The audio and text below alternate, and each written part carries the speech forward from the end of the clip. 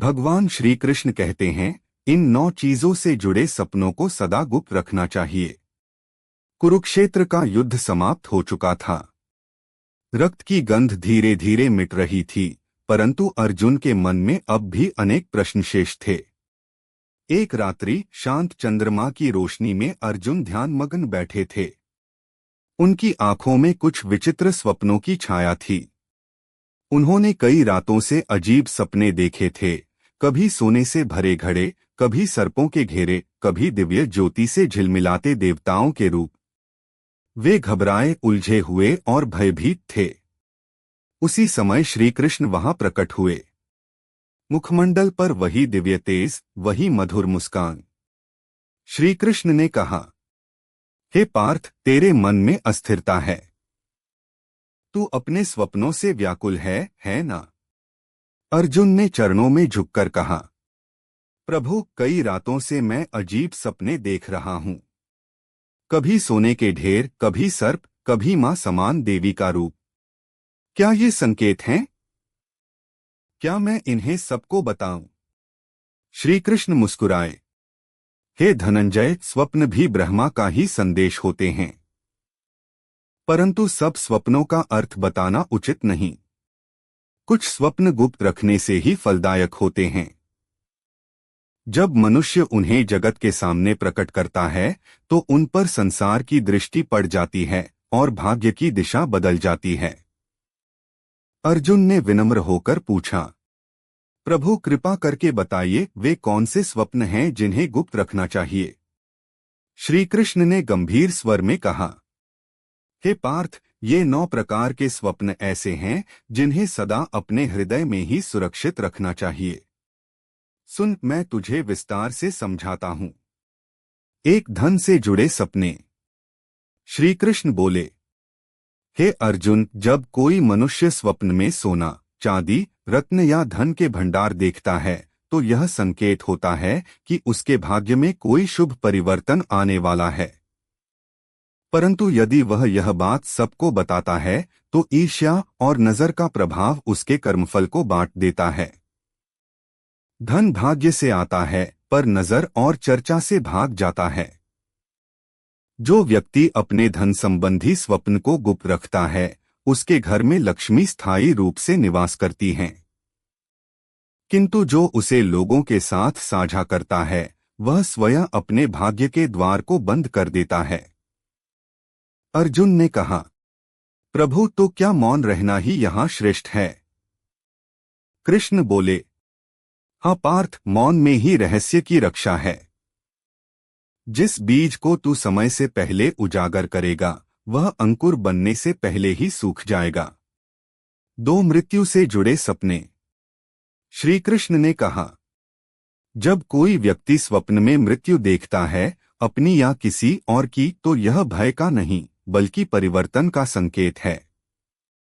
कभी कभी यह पुराने कर्मों के अंत और नए जीवन की शुरुआत का संदेश होता है।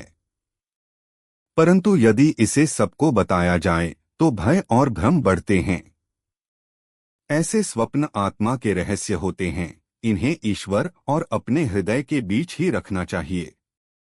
उन्होंने आगे कहा, हे पार्थ, मृत्यु के स्वप्न से मनुष्य डरता है, परंतु जो समझदार होता है वह जानता है कि हर मृत्यु के बाद नया जीवन खिलता है।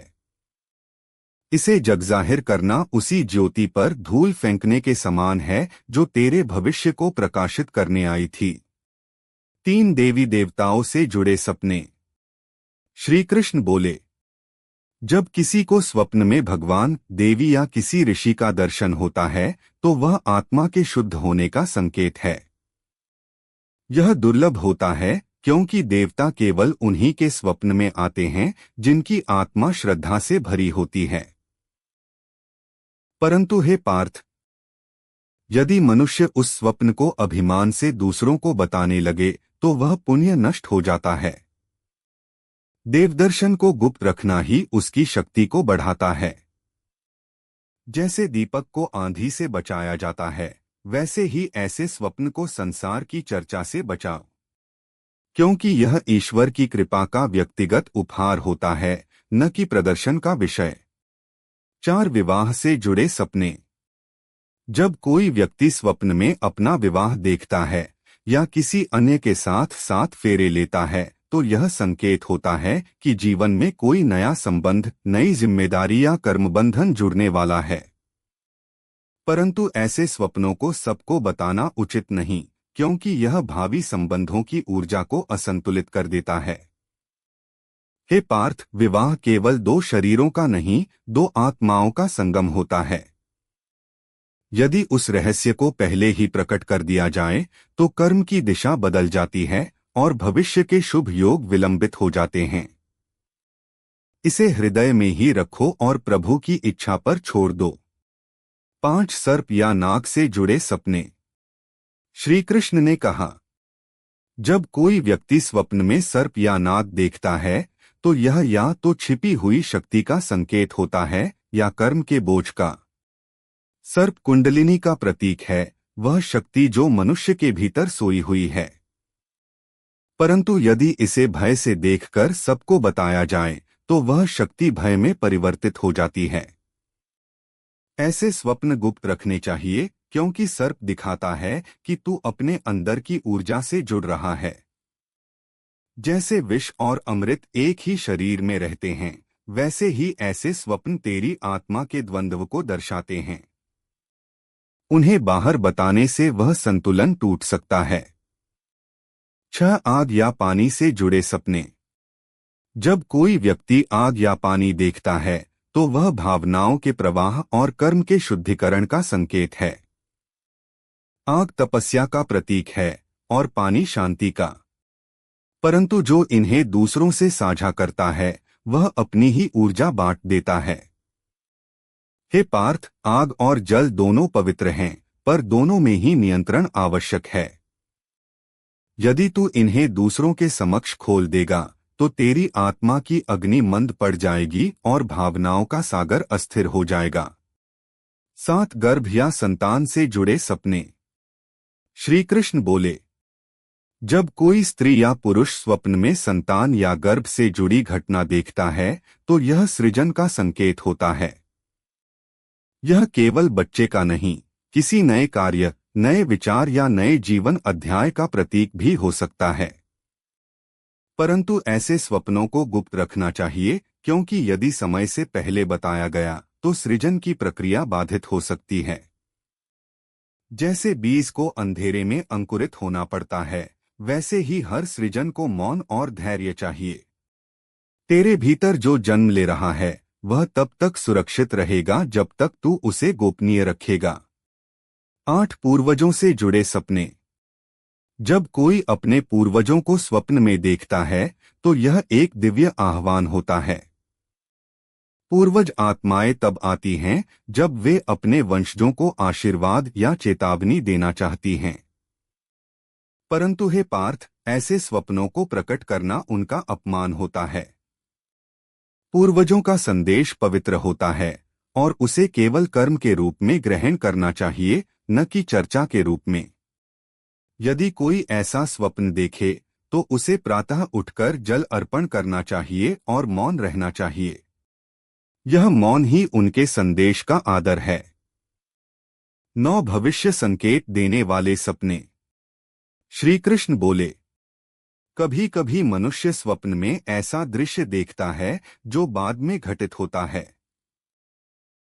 यह ईश्वर की कृपा है, क्योंकि हर आत्मा में थोड़ा सा दिव्य ज्योतिर्मय ज्ञान होता है। परंतु यदि वह इसे संसार के सामने प्रदर्शित करने लगे तो वह ज्ञान अहंकार में बदल जाता है। भविष्य देखने का वरदान तभी तक पवित्र है जब तक वह मौन है। जो उसे प्रकट करता है वह अपनी ही शक्ति का अपमान करता है। हे पार्थ, ऐसे स्वप्नों को हृदय में सहेज और अपने कर्म पर विश्वास रख। अर्जुन का प्रश्न। अर्जुन ने नतमस्तक होकर कहा, प्रभु, अब मैं समझ गया, पर क्या इन स्वप्नों को गुप्त रखने से ही फल मिलता है? श्री कृष्ण मुस्कुराए, हे पार्थ, जैसे बीज को मिट्टी में छिपाकर सींचा जाता है, वैसे ही शुभ संकेतों को भी मौन में सींचना चाहिए। हर स्वप्न एक बीज है, यदि तू उसे लोगों की बातों की धूप में रख देगा तो वह सूख जाएगा, पर यदि उसे श्रद्धा की मिट्टी में रखेगा तो वह तेरे भाग्य का वृक्ष बन जाएगा। अंत का संदेश। रात गहराती गई। अर्जुन के मन का भय शांत हो गया। उसने प्रण किया कि अब वह अपने स्वप्नों को किसी से साझा नहीं करेगा। वह जान गया कि मौन भी एक साधना है और रहस्य की रक्षा भी भक्ति का ही रूप है। श्री कृष्ण ने अंत में कहा, हे अर्जुन, याद रख, हर स्वप्न ईश्वर का संकेत है, पर हर संकेत सबके लिए नहीं होता।